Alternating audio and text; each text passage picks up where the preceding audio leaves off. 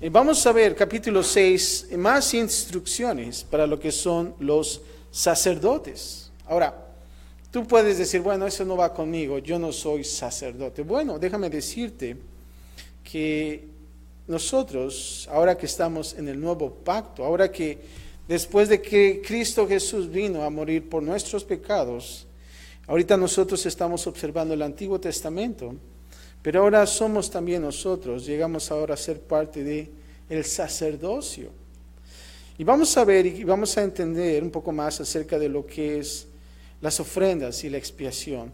Y yo sé que este capítulo va a ser un poco más, si pudiera decirlo así, repetitivo. Tú dices, bueno, eso ya lo vi en Éxodo, ¿verdad? Ya hemos visto esto, lo que es los sacrificios y las ofrendas y lo que es la expiación. Pero a veces yo digo, bueno, ¿por qué Dios tuvo que escribir a veces cosas repetitivas en la iglesia? Pero pienso que es bueno para nosotros, para tener un mayor entendimiento, ¿verdad? ¿Cómo te aprendiste tú las tablas de multiplicar? Repitiendo, ¿verdad? Una por una y tantas cosas así. Y creo que a veces es bueno para nosotros que Dios haya puesto esto para que nosotros pudiéramos dar mayor entendimiento de lo que la palabra de Dios dice. Pero vamos a observar en la parte número 1, del versículo 1 al 7, más ejemplos para llevar a cabo la ofrenda de lo que nosotros llamamos expiación. Y vamos a comenzar a leer, y si no tienen Biblia, aquí hay Biblias enfrente y Ala nos va a poder ayudar a proveer Biblias el que no tenga, pero vamos a comenzar. Y dentro de estos versículos 1 al 7 vamos a comenzar, gracias Ala, los primeros 6 versículos. Y los primeros 6 versículos hablan de la necesidad de la ofrenda expiatoria. Ahora estamos hablando en aquellos tiempos bíblicos, ¿verdad? Estamos viendo lo que estaba pasando en aquellos días donde se mandó a construir el tabernáculo, ¿se acuerdan? Y ahora estaban haciendo ofrendas o sacrificios. Y aquí en este versículo del 1 al 6 vamos a ver la necesidad de la ofrenda expiatoria. Cuando una persona pecó, y ya entendimos la palabra pecar, ¿verdad? Es errar al blanco. La palabra pecar es errar al blanco. Dice, cuando una persona pecó en contra de su vecino al mentir o robar. Y pongámonos esto en nuestras mentes y vamos a ver qué es lo que está aconteciendo aquí. Y vamos a comenzar a leer del versículo 1. Y dice así. Habló Jehová, ¿a quién? A Moisés, una vez más nota aquí, diciendo, cuando una persona pecare e hiciere prevaricación contra Jehová, la palabra prevaricación significa delito, ¿verdad? Prevaricación contra Jehová, y dice, y negare, nota esto, negare a su prójimo lo encomendado o dejado en su mano, o bien robare o calumniare a su prójimo. Nosotros entendemos la palabra robar, ¿verdad? Calumnia. ¿Qué es la palabra calumnia, verdad? Cuando alguien te acusa falsamente, ¿verdad? Esa es una calumnia. Y cuando te dicen algo acerca de ti y dices, eso no es verdad, me están calumniando, es una mentira. Versículo 3 dice, o habiendo hallado lo perdido, después lo negare, o jurare en falso. Nota esto. En alguna de todas aquellas cosas en que suele pecar el hombre. Nota esto, suele pecar el hombre. O sea que es cotidiano esta onda, ¿no?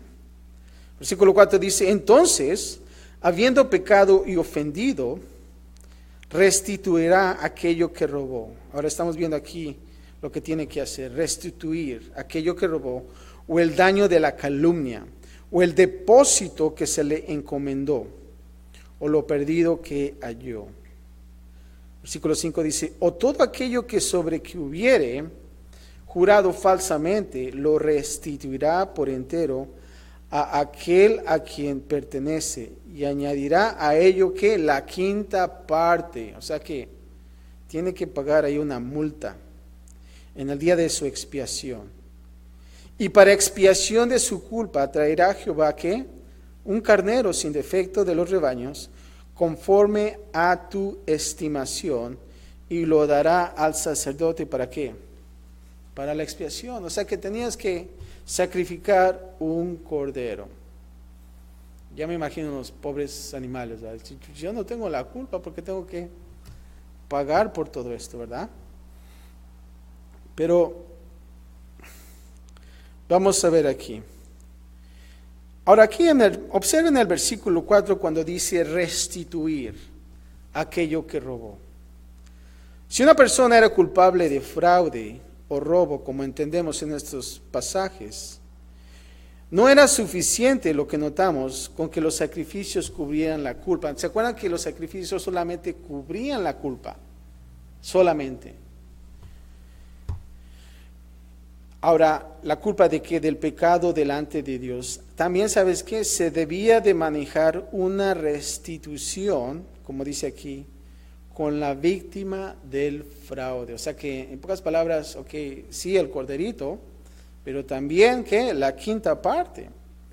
Ahora, nota aquí también en el versículo 5 que dice, lo restituirá por entero. O sea que si estuvieras dando el cordero, el carnero, perdón, estuvieras dando solamente una parte. ¿A quién le pertenece? Y dice que añadirá a ello, ¿qué dice? La quinta parte en el día de la expiación. O sea que no era suficiente lo que con solo regresar lo robado. El ladrón debía también añadir el 20%, que eso es lo que equivale la quinta parte. Nota, el 20%. Ahora, si tú sabes la matemática, ¿cuánto es el 20%? Pues es algo caro, ¿no? El 20%, la quinta parte de lo que era robado como parte de la pena. O sea que se tenía que hacer eso.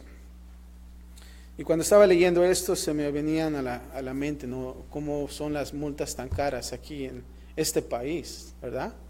Cuando te pasas una luz, hijos, te cobran casi el valor del semáforo y todas esas cosas, ¿verdad? Y la pregunta es, a ver, vuélvelo a pasar, ¿verdad? Creo que ya lo piensa uno, ¿no? Y a veces digo, bueno, pues es bueno, porque imagínate, todos estuvieran pasando la luz roja todo el tiempo y muchos accidentes. Pero vemos aquí lo que realmente se tenía que hacer. Ahora, la restitución y su pena que debía ser añadida, debía de ser hechas el mismo día de su expiación. O sea que tenías que pagar luego también. Es como si fueras a la corte, ¿verdad? Que te mandan a llamar y tienes que presentarte ante el juez y también tienes que pagar, ¿verdad? Casi lo mismo aquí, dice. Esto demostraba de una manera poderosa que uno no podía quedar bien delante de Dios sin corregir su mal con el hombre. Nota esto tan importante. Lo que realmente esto significaba, tenía que estar bien delante de ¿quién? De Dios, de Dios. Y es bien importante que nosotros, de la misma manera, podamos venir ante Él, ¿verdad? Y cuando nosotros hemos errado, ¿verdad? Hemos pecado. Bueno, ya no estamos haciendo ahora sacrificios, ¿verdad? Tú ya no tienes que traer un carnero. Y aún así, si pudiera pensar así, bueno, ni tampoco un 20% de la quinta parte. Pero ¿sabes qué? Todo esto Jesús lo hizo en la cruz. Él pagó por todos, ¿qué? Nuestros pecados. Y por lo tanto, esto ya no es necesario. Pero ¿sabes qué? Es bueno que nosotros vengamos ante Él, si realmente nosotros hemos cometido una falta, y confesarnos ante Dios, y solamente ante Él. Ahora nota más adelante, cuando tú lo haces, yo te voy a decir esto, quizás dentro de ti va a haber una cierta inseguridad de lo que sucede después, y vamos a notar. Aquí en el versículo 7 vamos a ver la certeza de perdón cuando el sacrificio es hecho. Ahora vamos a entender lo que se hacía en aquellos entonces. Nota el versículo 7. Y el sacerdote hará que expiación por él delante de Jehová. y obtendrá ¿qué? Nota, subraye esto, perdón. Hay un perdón de cualquiera, de todas las cosas en que suele ofender. O sea que de cualquier cosa que tú hayas faltado, ¿hay qué? Perdón. Es muy importante entender esto. Ahora nota aquí cuando dice, y el sacerdote hará expiación por él delante de Jehová. Esto sabes que era una seguridad para la conciencia culpable. El pecador, nota esto, podía depender sobre esta promesa y saber que su pecado estaba cubierto delante del Señor. O sea que realmente cuando ellos hacían ese sacrificio, ellos salían con esa promesa de que ellos habían sido ¿qué? Perdonados. Ahora, eso es en los tiempos de aquellos entonces. Pero, ¿qué estamos haciendo? Y cuando tú dices y cuando tú escuchas acerca del nuevo pacto, es de lo que Jesús vino a hacer por nosotros. El Nuevo Testamento, escucha esto, realiza una declaración similar a la luz del nuevo pacto. ¿Sabes dónde se encuentra? En 1 de Juan 1:9. Escribe esto, es tan importante. Y dice así: si confesamos nuestros pecados, Él es fiel y justo para perdonar nuestros pecados y limpiarnos ¿de qué? De toda maldad. O sea que estamos diciendo que si nosotros venimos a confesar nuestros pecados, Dios es fiel y justo para perdonar nuestros pecados. Cuando tú vas a pagar una multa y la persona te dice, bueno, de esta multa son $300, y sacas tus 3 billetitos de Benjamin Franklin, ¿no? Y se los das a la persona. Ok, ya, está todo, ya pagaste. Y no sales de ese lugar dudando, híjoles, ¿me perdonarían la multa? ¿O realmente estuviera limpio? No, ¿por qué? Porque ya pagaste, ¿no? Tú has hecho un pago.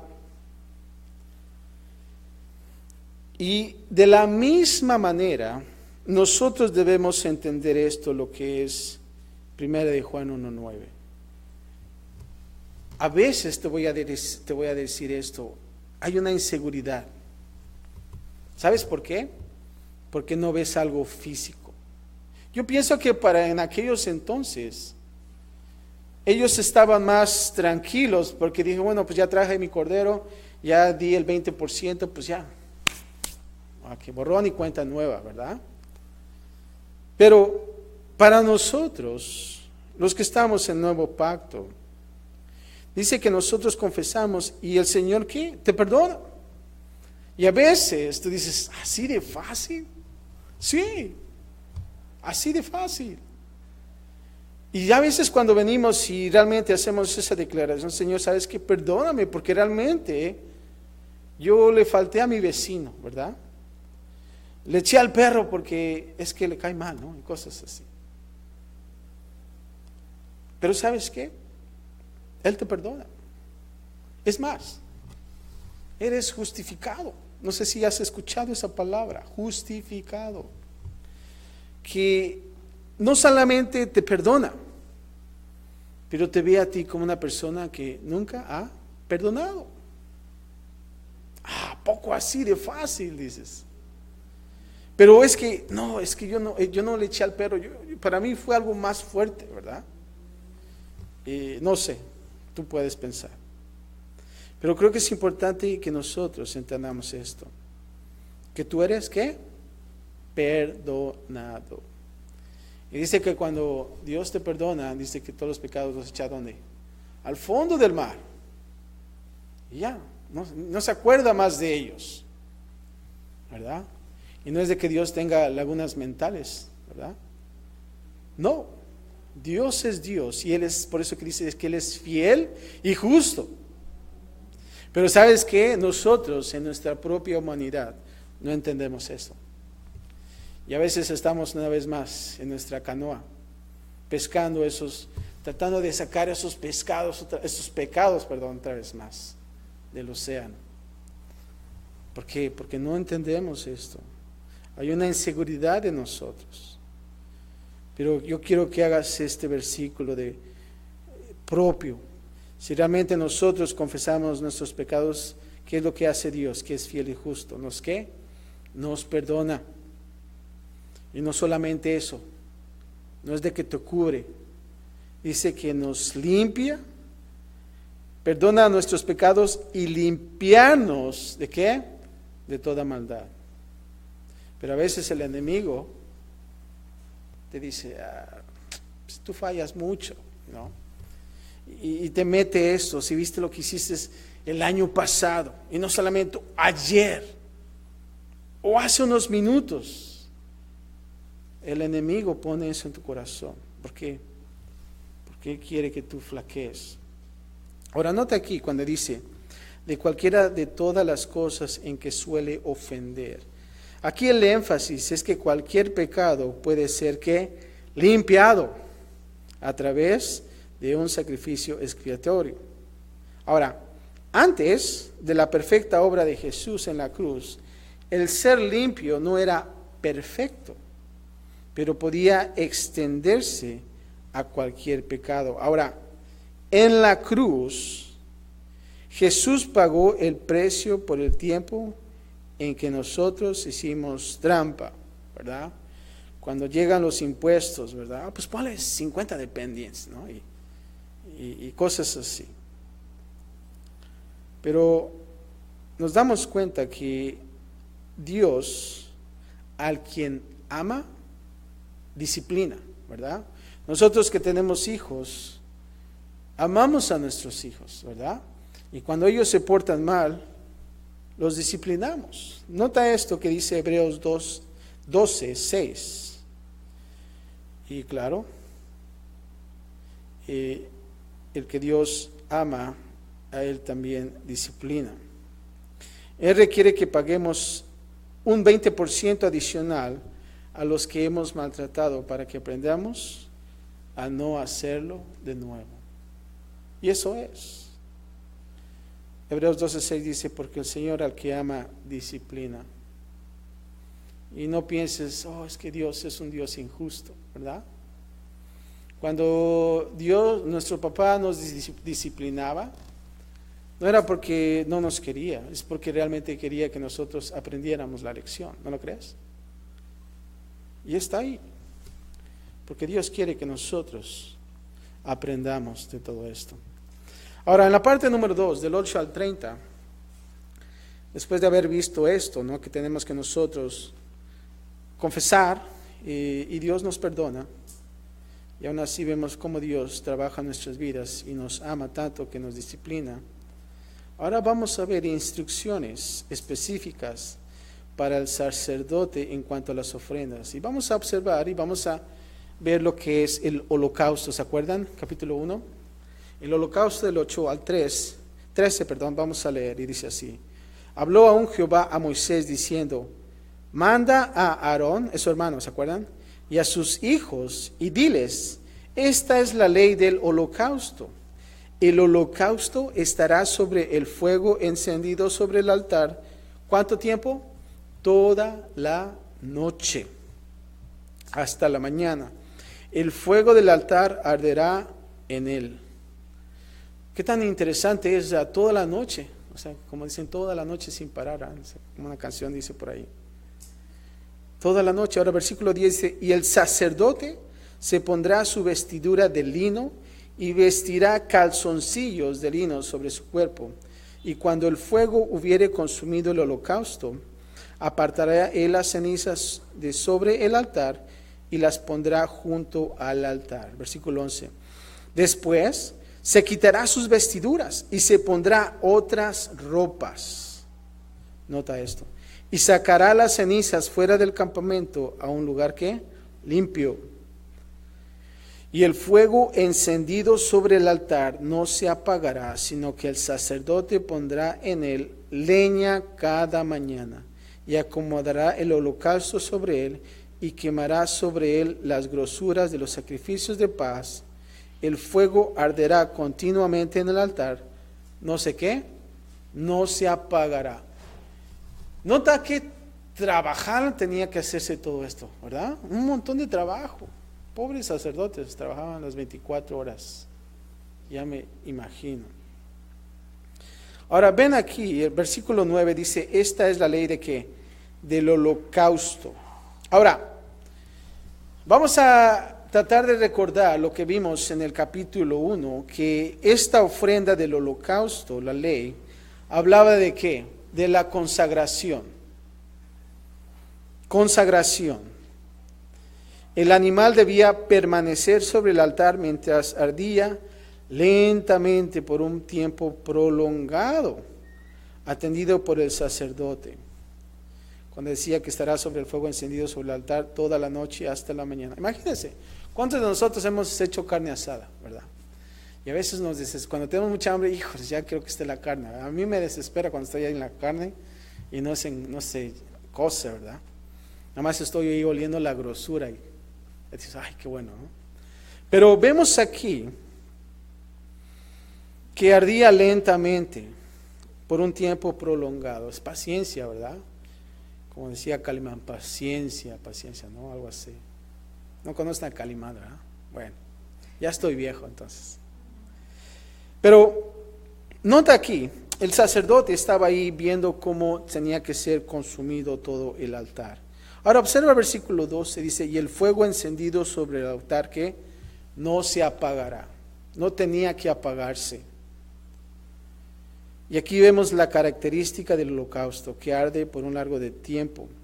Y sabes que esta es una ilustración apropiada de la obra de darnos a nosotros mismos completamente hacia Dios.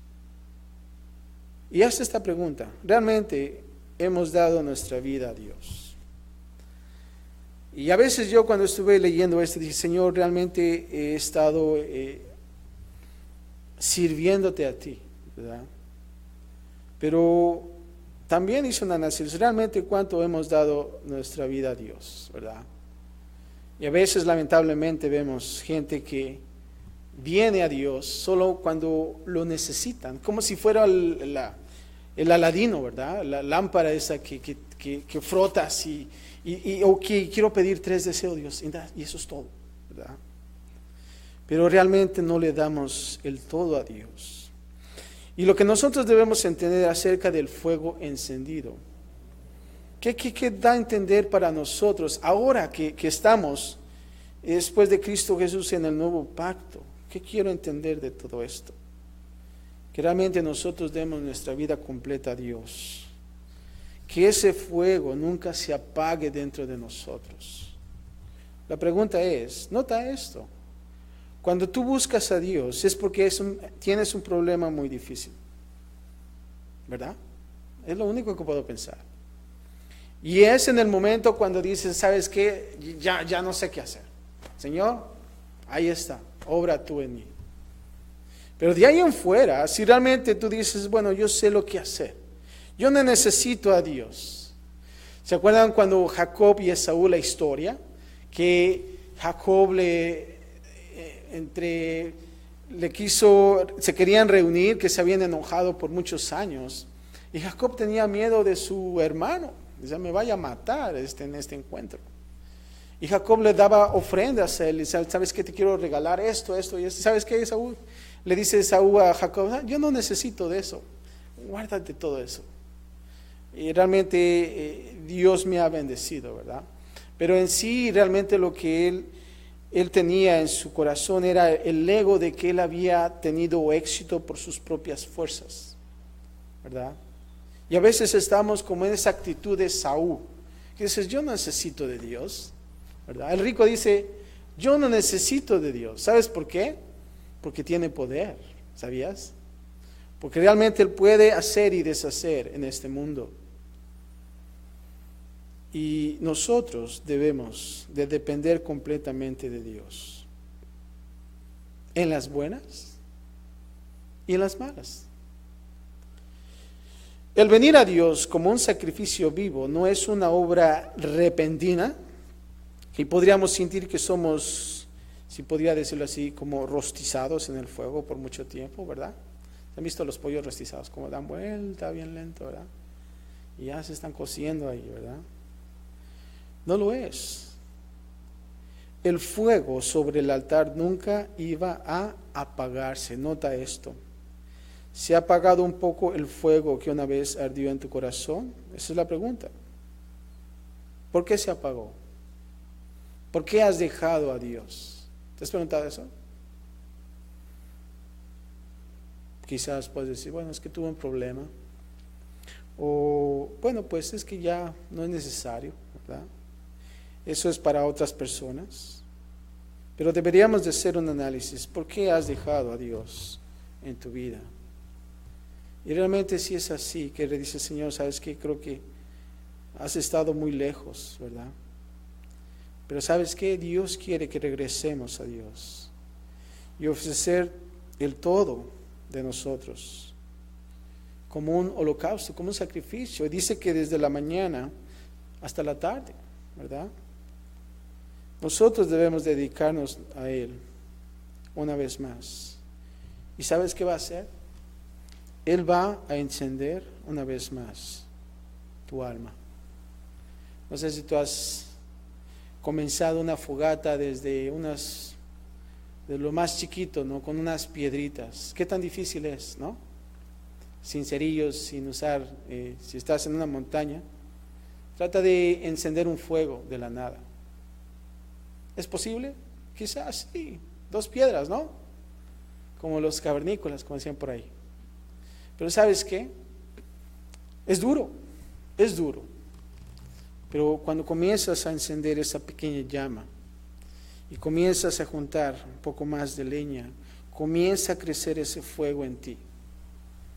Ese fuego que has dejado de Dios, que te has alejado de Él. Pero si realmente nosotros nos acercamos a Él, tú vas a ver grandes cosas de lo que Dios puede hacer en ti. Vamos a ver el 14 al 23. Ahora, la ofrenda de los granos. La ofrenda de granos. ¿Y se acuerdan del capítulo 2 de Levítico? Y vamos a leer el versículo 14 y dice así. Esta es la ley de la ofrenda. Nota esto. La ofrecerán los hijos de Aarón delante de Jehová ante el altar. Y tomará de ella un puñado de la flor de harina de la ofrenda y de su aceite y todo el incienso que está sobre la ofrenda, y lo hará arder sobre el altar por memorial en olor grato a Jehová. El sábado estuve en un lugar donde encendieron un incienso. Nunca había visto eso en mi vida. Es algo que dice, wow, interesante, ¿verdad? Yo sé que a lo mejor unos de ustedes se han visto eso, ¿verdad? Pero tenían ese incienso y algo así que se mecía y comenzaba a dar ese olor, ¿verdad?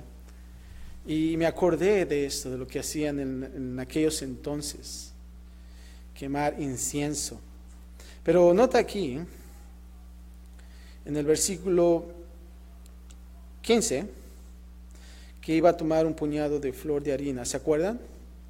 Era una harina muy fina, y no solamente era también aceite y el incienso, una combinación. Dice que lo haría arder sobre el altar. ¿Y esto era qué? ¿Olor grato a quién? ¿A los sacerdotes? No, a Jehová.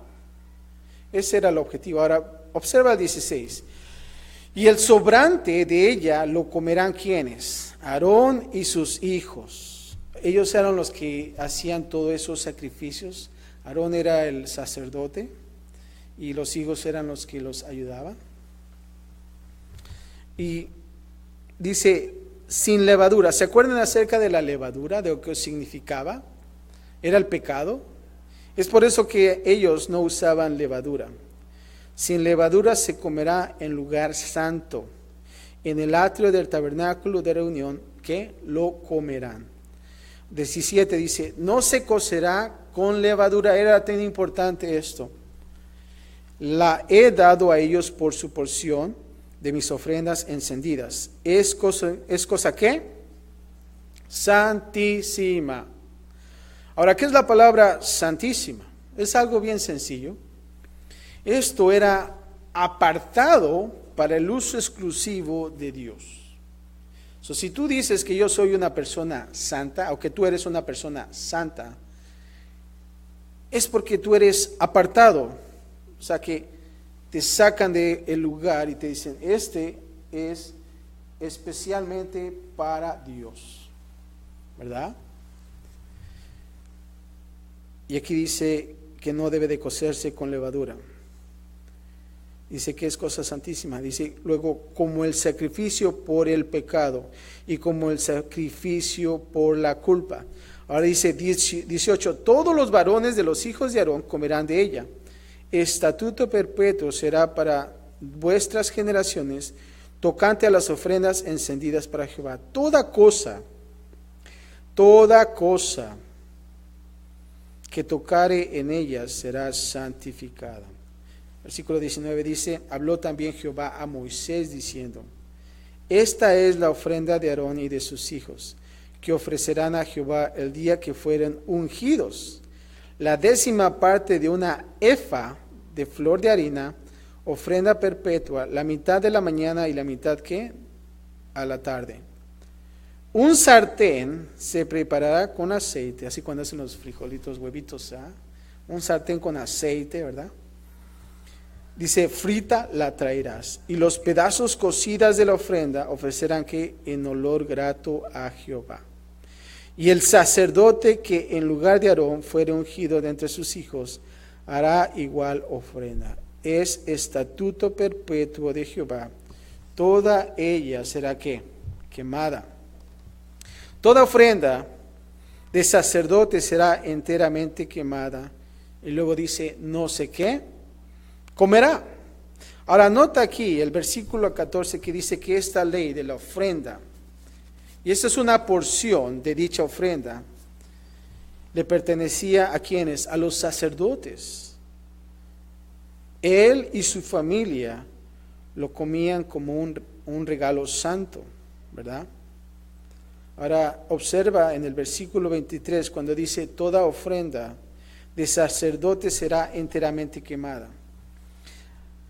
Aquí había una ofrenda de granos en particular que era parte de la ceremonia de unción y consagración para el sacerdote. Ahora esta ofrenda de granos no debía comerse, debía de ser enteramente quemada delante del Señor. ¿Y qué es lo que significaba lo que era la ofrenda de granos? Era el servicio, ¿verdad? Es por eso que aquí se refiere al sacerdocio, a la familia también. ¿Por qué? Porque ellos estaban sirviendo, ellos eran los que servían en el tabernáculo. Y por último, vamos a ver lo que es el 24 al 30, la ofrenda del sacrificio expiatorio. Y dice el 24 así, y habló Jehová a Moisés diciendo, nota aquí que Moisés era un hombre muy obediente. Desde que sacó al pueblo de Egipto, hemos estado observando todo lo que es Éxodo hasta ahorita. Dice que habló Jehová ¿a quién? A Moisés. ¿Y sabes por qué siempre lo estamos viendo constantemente? Porque Moisés obedecía. Si realmente no hubiera obedecido, hubiera puesto otro nombre, ¿verdad? Y es importante para nosotros ver esto como liderazgo. Nota aquí 25, y eso es lo que dijo Jehová a Moisés. Habla a tu carnal, Aarón, y a tus sobrinos, a sus hijos, y diles, esta es la ley del sacrificio expiatorio. En el lugar donde se degüella el holocausto, será degollada la ofrenda por el pecado delante de Jehová. Es cosa ¿qué? Santísima. El sacerdote que la ofreciere por el pecado la comerá. En lugar santo será comida, en el atrio del tabernáculo de reunión. ¿Se acuerdan cuando estábamos viendo el tabernáculo? Que entraban, eran las puertas, claro, para entrar. Y los atrios era lo que es el patio, ¿verdad? Como dicen en español a veces la corte. Y ahí es donde tenían el altar, ¿verdad? Era uno de los primeros que tú podrías ver. Ese altar de sacrificio. Y es aquí de que se está hablando. Versículo 27 dice, todo lo que tocare su carne será que santificado. Y si salpicare su sangre sobre el vestido, lavarás aquello sobre que cayera en lugar que santo. Imagínense, están ahí matando al pobre animal y pues salpica uno, ¿no? No sé si ustedes han sacrificado un borreguito, un puerquito. Bueno, los que somos de rancho a lo mejor sí tenemos experiencia. Esta mañana estábamos hablando de sacrificios de gallinas, ¿verdad? Bueno, no de que vamos a sacrificar, no, pero para comer, ¿no? Cuando en México hacíamos el caldo de gallina, ¿no? Pues tenías que sacrificar a un animal. Pero bueno, vemos aquí cómo es que aún así vemos los vestidos que salpicaban la sangre. Dice que tenía que ser lavado. Dice 28, y la vasija de barro en que fuere cocida, nota esto, ¿será qué? Quebrada. Y si fuere cocida en vasija de bronce, será fregada y lavada con ¿qué? Agua. Dice que la vasija de barro que dice que fuere cocida será quebrada. Y si fuera de bronce, ¿qué? Será fregada y lavada con agua. Dice versículo 29, todo varón de entre los sacerdotes la comerá. Y dice, es cosa santísima. Nota aquí la repetición de la palabra santísima. Luego 30 dice, mas no se comerá ninguna ofrenda de cuya sangre se metiere en el tabernáculo de reunión para hacer expiación en el santuario. Al fuego será ¿qué? Quemada. Todo tenía que ser quemado. Nota esto. Ahora, veamos y observemos el versículo 25. Ya casi, estoy por terminar. Y dice que esta es la ley del sacrificio expiatorio. Y aquí observamos, nota esto, una porción del sacrificio expiatorio era que dejado y era dado a quienes, a los sacerdotes. Cualquier cosa tocada por el sacrificio expiatorio o su sangre debía ser que limpiada y tenía que ser de una manera especial. Todo esto era un ritual, ¿no? Tenía que todo seguirse al pie de la letra. Y esto era porque ellos tenían en la mente que la víctima del sacrificio estaba infectada con el pecado. Nota esto. De aquel que trajo la ofrenda. ¿Se acuerdan que cuando traías al animal, ponías tu mano sobre la cabeza del animal? Y eso era como transfiriendo tus pecados sobre el animal, ¿verdad? ¿Se acuerdan de lo que vimos? Y entonces se agarraba este animal, se hacía el sacrificio y toda esa sangre era simplemente, querían que todo estuviera limpio porque eran cosas santísimas. ¿Y por qué? Porque realmente ellos tenían esa mente, ¿no? Que es algo infectado, todo tenía que ser quemado. Versículo 30 también observamos que dice que no se debería de comer ninguna ofrenda de cuya sangre se metiera en el tabernáculo de reunión. Y aquí observamos que cualquier porción de la ofrenda por el pecado hecha de la expiación nacional no podía comerse. Todo el animal, escucha esto, debía de ser quemado delante del Señor. Y solamente la porción de un sacrificio expiatorio hecho por parte de un individuo, podía comerse. Ahora, hemos observado que esas vasijas de barro tenían que ser ¿qué? Quebradas. Algo interesante en el Nuevo Testamento, en 2 de Corintios, escribe esto para que en casa puedas leer un poco más y ver esta historia interesante. Y aquí Pablo está compartiendo. 2 de Corintios 4:7, debido a que nosotros somos vasos de barro. ¿Sabías eso? La Biblia dice que nosotros somos vasos de barro, ¿verdad? Y tú puedes decir, yo soy un jarrito, ¿verdad? Porque sí estoy un poquito más gordito, ¿no? Sea lo que sea, somos vasos de barro. Y fíjate lo que dice este pasaje, y te lo voy a leer. Dice, pero tenemos este tesoro en vasos de barro, para que la excelencia del poder sea de Dios y no de nosotros. Para que la excelencia del poder sea de Dios y no de nosotros. Ahora, este vaso de barro era quebrado. Fíjate, el quebrantamiento ocurre, ¿sabes cuándo? En nuestras vidas. Cuando el pecado es tratado. Acabamos de leer que en aquellos entonces esa vasija tenía que ser quebrada.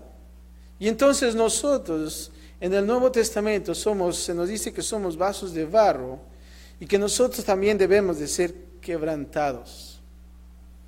¿Y cómo va a suceder eso? Cuando nosotros comencemos a tratar nuestros pecados. El dolor de Dios obra el arrepentimiento. Y eso es lo que Pablo nos dice. Ahora, 2 de Corintios 7:10 también escribe esto y nota lo que Pablo dice. Algo interesante. Porque la tristeza que es según Dios produce arrepentimiento para salvación, de que no hay que arrepentirse, pero la tristeza del mundo produce ¿qué? Muerte. Produce muerte. Te voy a decir algo, cuando tratamos el pecado en nuestras vidas, hay quebrantamiento. Tú te quebrantas y dices, yo reconozco, he pecado, le he faltado a Dios y estoy arrepentido. Y es cuando realmente tú tocas el suelo y comienzas a quebrantarse. Es doloroso, ¿verdad? Pero aquí Pablo dice, porque la tristeza que es según Dios. O sea, cuando pasa eso en ti, hay tristeza. Pero cuando dice aquí según Dios, cuando es esa tristeza según Dios, ¿sabes qué está produciendo arrepentimiento? ¿Para qué? Para salvación. Es algo bueno, ¿no lo crees? De que no hay que arrepentirse. Pero escucha esto. Pero la tristeza del mundo produce muerte. Cuando nosotros no tenemos a Dios, entonces esa tristeza es de muerte. Por lo tanto, si no hay quebrantamiento o arrepentimiento, ¿sabes qué? El problema del pecado realmente no se ha tratado. Muchas veces las personas están tristes solo porque son atrapadas pecando. Pero para realmente alejarse del pecado, no hay nada más que un quebrantamiento. La pregunta es, ¿realmente has estado en ese quebrantamiento? Y creo que nosotros debemos de pensar en eso. Padre, gracias te damos, Señor, por tu palabra. Hay tantas cosas que podemos hablar de aquellos sacrificios, Señor. Tantos rituales que a veces leyendo no entendemos. Tantos detalles, Señor. Tanta sangre. Y tanta historia, Padre, que hubo en aquellos entonces. Pero, Padre, ahora lo has puesto en algo mejor, Señor. En que viniste tú a este lugar, a este mundo, Señor, y diste tu vida por nosotros, Padre. Ahora nosotros solamente tenemos que venir ante ti, Señor, con un corazón sincero, de arrepentimiento, Señor, de reconocer todas nuestras faltas. Y, Padre, de entender, aún así, en nuestra propia humanidad, Señor, de que tú nos perdonas, Señor. Y aún así, Padre, a veces dudamos de eso. Pero, Padre, confiamos. Y, Padre, el hecho de poder estar aquí, Señor, como en tu palabra dice, somos vasos de barro, Señor. Y cuando nosotros leemos tu palabra, Señor, están esos dolores, Señor, de quebrantamiento. Y Padre, que nosotros podamos venir ante ti, Señor, y platicar contigo, Señor. Decir, Señor, sabes que yo fallé hoy, Señor, perdóname. Y de poder salir de este lugar confiado, Padre, que tú lo has hecho. Y Padre, que estamos en ti, Señor. Gracias, Padre, por tu palabra, Señor. Gracias por lo que tú hiciste. Y aún así, Señor, de poder irnos con esa certeza de que tú nos has perdonado. Y Padre, te amamos mucho, Señor, porque tú nos amaste primero, Señor, y diste tu vida por nosotros, Padre. Gracias, Padre, en Cristo Jesús. Y todos decimos, amén.